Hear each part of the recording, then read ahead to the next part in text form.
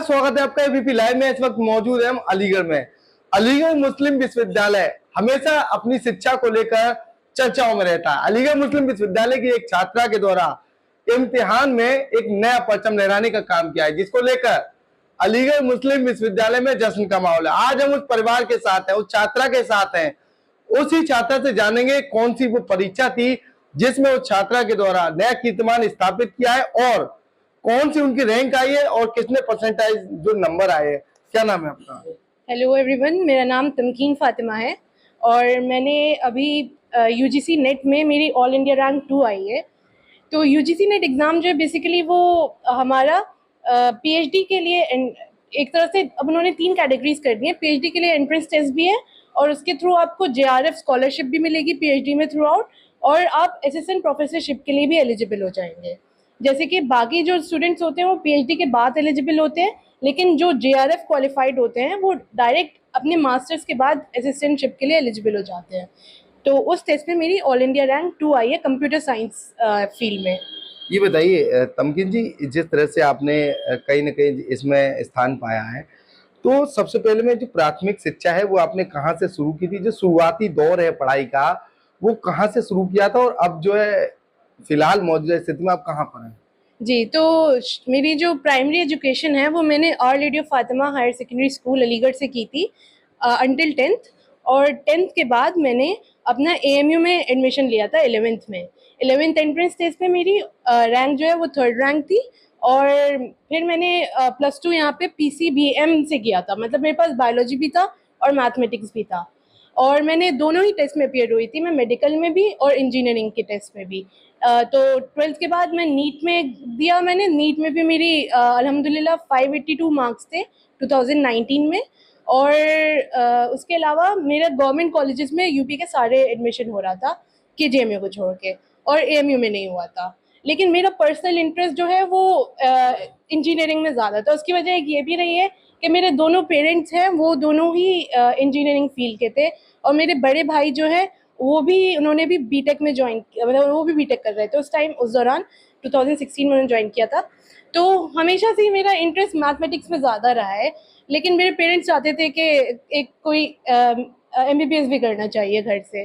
तो फिर मैंने बीटेक एंट्रेंस टेस्ट एएमयू का दिया, उसमें मेरी ऑल इंडिया रैंक 21 थी, और उसके बाद मैंने कंप्यूटर इंजीनियरिंग ऑप्ट किया अपने बीटेक में, और मैंने बीटेक अपना कंप्यूटर इंजीनियरिंग में कंप्लीट किया है 2023 में। अभी उसमें मेरी जो रैंक थी आई थिंक फर्स्ट रैंक थी या सेकंड थी, मुझे श्योरिटी नहीं है, 9.703 सीपीआई थी मेरी ओवरऑल 10 में से। परिवार में कितने लोग हैं, क्या क्या नाम है और वो क्या क्या लोग करते हैं? जी, तो मेरे 2 वालिदैन हैं, मेरे मदर और फादर।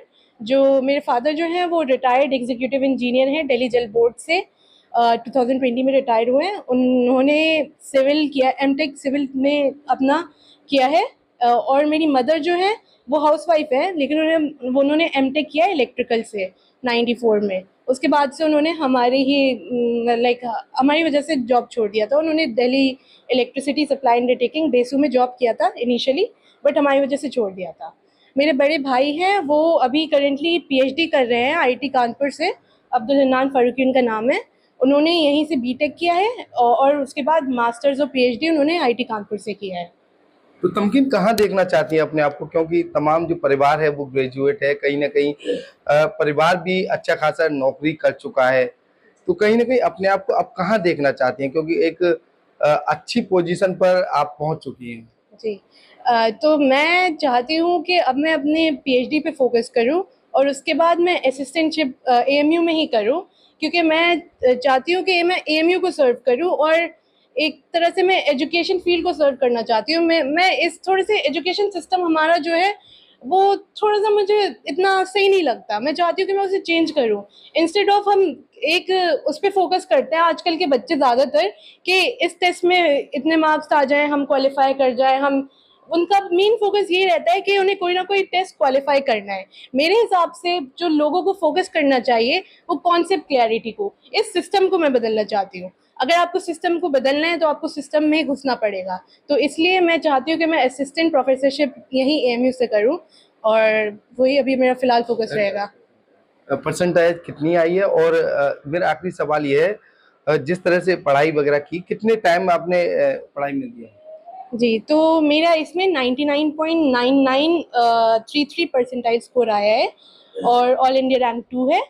और ये है कि मैंने पढ़ाई जो है थ्रू आउट हमेशा अपने बीटेक में करी है, क्लासेस को रेगुलरली अटेंड किया है और उसी उसी दिन आके रिवीजन किया है।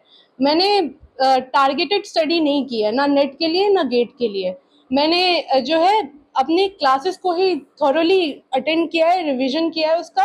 और मैंने ज़्यादातर मतलब प्रीवियस ईयर क्वेश्चंस भी नहीं सॉल्व किए हैं, क्योंकि मुझे लगता है उससे इंसान जो है फोकस मतलब एक ही तरह के उसकी थिंकिंग हो जाती है, वो हर क्वेश्चन को उसी तरह से अप्रोच करता है। इंस्टेड अगर आप अपनी कॉन्सेप्ट क्लैरिटी पे फोकस करेंगे तो आप हर ओपन माइंडेडली सोच सकते हैं, हर नए क्वेश्चन को नई तरह से अप्रोच कर सकते हैं। तमकीन, कोचिंग से छात्र पढ़कर आते हैं, जब सफलता मिलती है उन छात्रों के लिए क्या कहेंगे, क्योंकि आपका कहना है बिना कोचिंग के ये सब कुछ हो पाया है?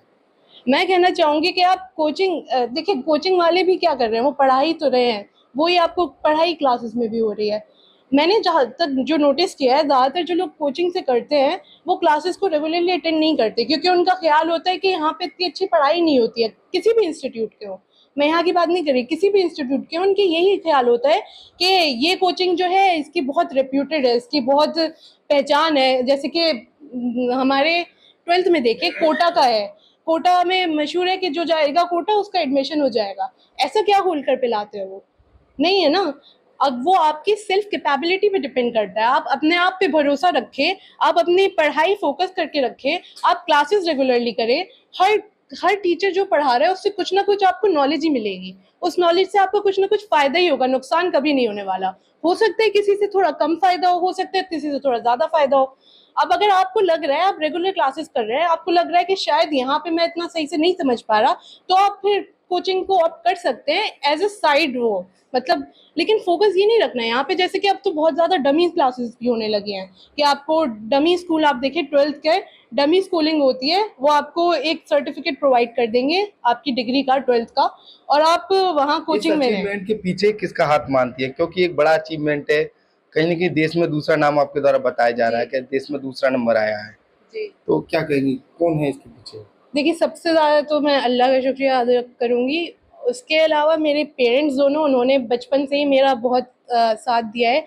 और मेरे भाई जो मेरे हमेशा से आइडियल रहे हैं, उन्होंने हर एक स्टेप पे मुझे मेरी प्रॉपर गाइडेंस दी है।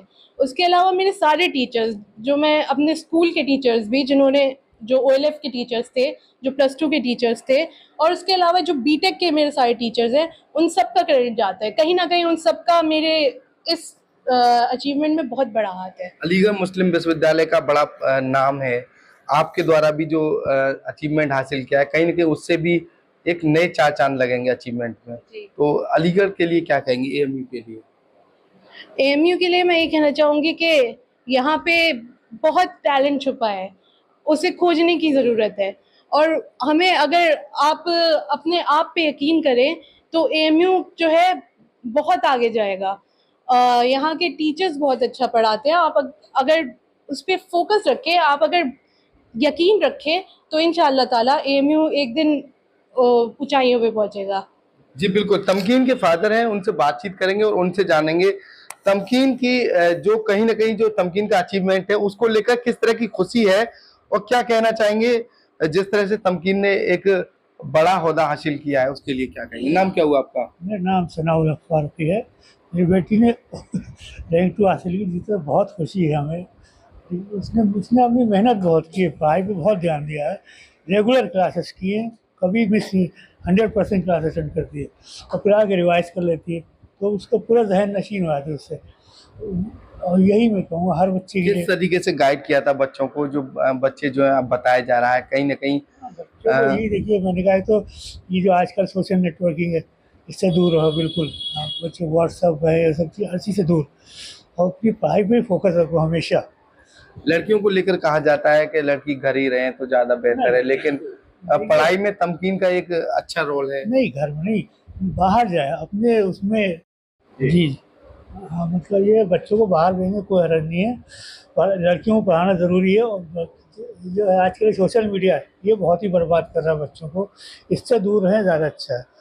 और लड़कियों जो जाएँ बाहर, वो हमारी जो एक दायरा होता है उस दायरे के अंदर रहें बस, इज्जत बनाए रखें, पढ़ाई पे हमें फोकस है, बस ये। जी बिल्कुल, ये तमकीन के फादर हैं जो लगातार बच्चों को पढ़ाने के लिए उन्हें प्रोत्साहित करते हुए नजर आ रहे हैं। तमकीन की मदर्स मेरे साथ मौजूद है। क्या कहेंगी, तमकीन ने एक अच्छा खासा अचीवमेंट हासिल किया, उसके लिए क्या कहेंगी? नाम क्या हुआ आपका? जी, मेरा नाम सैयदा दुर्रे नादिरज़ादी है। मैं भी एएमयू प्रोडक्ट हूँ। मैंने यहाँ से एमटेक किया था इलेक्ट्रिकल में, और मेरे यहाँ शुरू से एजुकेशन है। मेरी मदर भी एएमयू से बिलीव थी, मेरे फादर भी यहीं से इंजीनियरिंग थे। तो लड़कियों को ज़रूर पढ़ाना चाहिए, लेकिन हद के अंदर ज़रूर रखना चाहिए। अब आजकल के ज़माने में मैं देख रही हूँ सोशल मीडिया में बच्चे इतने घुसे हुए हैं, इसकी कोई हद नहीं। कोचिंग का ट्रेंड समझ में नहीं आता मुझे। कोचिंग क्यों? स्कूल क्या है फिर? स्कूल की क्या नीड है? अगर कोचिंग ही सब कुछ कर रहा है तो स्कूल को आप ताला लगाओ। बच्चे वहाँ जाते हैं लेकिन पढ़ते नहीं हैं, क्लास बंक करते हैं। मैं तो बहुत सारे बच्चों को मैंने अपग्रेड किया है कि बेटा एक ड्रॉप का बहुत ज़्यादा वो है, इस बच्चे को देखो ड्रॉप किए हुए हैं। क्यों? आप थॉरोली नॉलेज लो, थॉरोली पढ़ो, तो ज़रूरत ही नहीं है कोचिंग की। सबसे पहले जिस मज़हब को भी आप मानते हो उसको फॉलो करो, ऊपर वाले का साथ होगा तो आप हर मकाम हासिल कर सकते हैं। हम उससे बहुत दूर होते जा रहे हैं। जी बिल्कुल, कहीं ना कहीं तमकीन के परिवार में जश्न का माहौल है। वजह भी है तमकीन की उपलब्धि। कहीं ना कहीं देश भर में अलीगढ़ मुस्लिम विश्वविद्यालय को लेकर हमेशा चर्चाओं का बाजार गर्म रहता है। एक बार फिर तमकीन की उपलब्धि को लेकर देश भर में जश्न का माहौल है। एबीपी लाइव से खालिद अंसारी, अलीगढ़।